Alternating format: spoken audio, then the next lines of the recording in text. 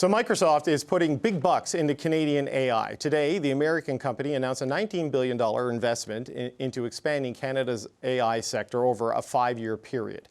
It comes as concerns about Canada's digital sovereignty are growing. Brad Smith is the Vice Chair and President of Microsoft. He joins me now. Brad Smith, it's good to meet you. Thank you for coming in today, sir. Thank you for having me. You've got a multi-billion-dollar expansion of your operations on the table here in Canada. You've been meeting with cabinet ministers and will be meeting with the Prime Minister. What's your central pitch and message to the Government of Canada in these conversations? Well, look, I think it starts with recognizing that this has been a difficult year for the relationship between our two nations. It's a year where we appreciate a level of frustration in Canada. We want people across the country to know Microsoft has been in Canada for 4 decades. I don't think any American company has benefited more from its relationship with Canada than we have. We are investing more, $19 billion over 5 years, $7.5 billion in the next 2 years. We are building AI infrastructure for Canada, and we are doing it to not just serve the people of Canada, but to protect this nation's digital sovereignty. Right. We want Canada to know that despite whatever issues arise between our two governments, the Canadian people can depend on Microsoft. Okay, so there's a lot in there, in that pitch, and a lot of the issues that you've mentioned are things that we hear the Prime Minister talk about. So there's certainly an alignment in priorities on digital sovereignty, the advancement of AI. But let's just talk about the digital sovereignty component, because this is of an acute urgency right now, certainly given what's happening with the relationship with the United States and also criminal organizations and foreign interference. How can you ensure, as an American company, even with incredible work here in Canada, that you can guarantee the digital sovereignty of the country under American law? Through a 5-point plan that we're launching today, we keep Canadian data on Canadian soil. We provide new kinds of technology to encrypt and protect Canadian data so that even if it were ever accessed by someone outside of Canada, they won't be able to read what they access. We work with the Canadian government. We contract with our Canadian customers. And one of the things we promise to them is that we'll use every diplomatic and legal means at our disposal, including in other countries, including going to court if that's what it takes to protect the sovereignty of Canada. Okay, but under U.S. law, the courts can make requests for data, even of the subsidiaries of American companies that are outside of the United States. I know you say you're willing to fight that, but you don't know how the courts are going to rule necessarily, right? So how can you guard against that particularly? What I can say is look at our track record. People talk about the legislation called the Cloud Act that was enacted in 2018. We've gone to courts. We've gone to the Supreme Court when that's been needed. Since 2018, the number of Canadian customers that have had their data accessed in Microsoft data centers under the Cloud Act is 0. And that reflects a number of factors, one of which is our steadfast support. We tend to win the cases we bring. We tend to avoid cases because we have a strong capability to work things through so that the data here in Canada is protected. How many requests have there been made? How many times have you had to go to court to protect Canadian data as a company? I don't remember exactly what the number is for Canadian data, but we do go to court when the need arises. We went to court yesterday, not for data outside the United States, but for data inside the United States we needed to protect. One of the things that does help us is that the U.S. government knows where we stand. I think one of the lessons of 2025 is it's always helpful for somebody to know where you stand.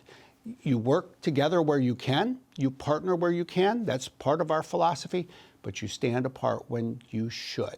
And the key is to have clear communication so that the clarity is there. People know where we'll work together, where we'll fight.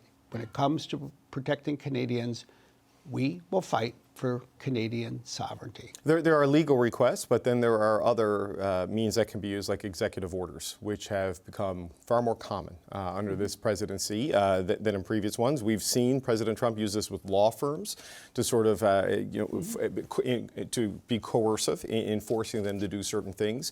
How could Microsoft or any other technology company based in the United States resist an order that comes right from the desk of the president? Well, first of all, the goal is to never get the order that's going to cause the problem you want to avoid.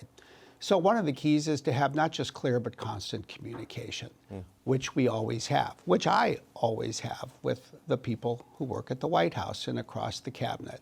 I think then it is a matter of being clear. We had a good relationship with Barack Obama when he was president of the United States.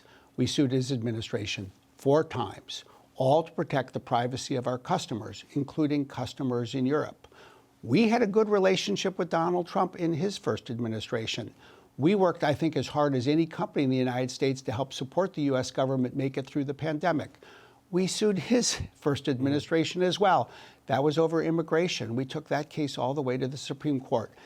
The key to success in life is to be able to talk to people, even when you sometimes disagree, and when you sometimes go to court. And we have that combination. You never make it personal, but you do make it clear when you'll stand up. And if there's one issue that we've said throughout 2025, we need to be prepared to stand up for, it's our customers in Canada, our customers in Europe, our customers in countries like, say, Japan and Korea, India and Brazil. This is our future. Right. It's why we've been here for 40 years. I think we hope to be here 40 years from now. I guarantee there's going to be a different president of the United States multiple times over the next 4 decades. Right, and look, I don't ask you these questions because I doubt your sincerity on this. It's just, you know, a year almost into this trade disruption with executive orders being used to target strategic industries to gain leverage play points in negotiations. There is a skepticism about the vulnerability economically and otherwise, right, from the actions of the United States. And I appreciate what you said about the Obama presidency and the first Trump presidency, but the nature and feel of this one is fundamentally transformed, it seems. So, I mean, have you had to deal with any kind of executive action to this point? I mean, do you know how that may go should we end up in a situation where the president decides that, hey, maybe data sovereignty and digital sovereignty is another leverage point in the discussions with Canada?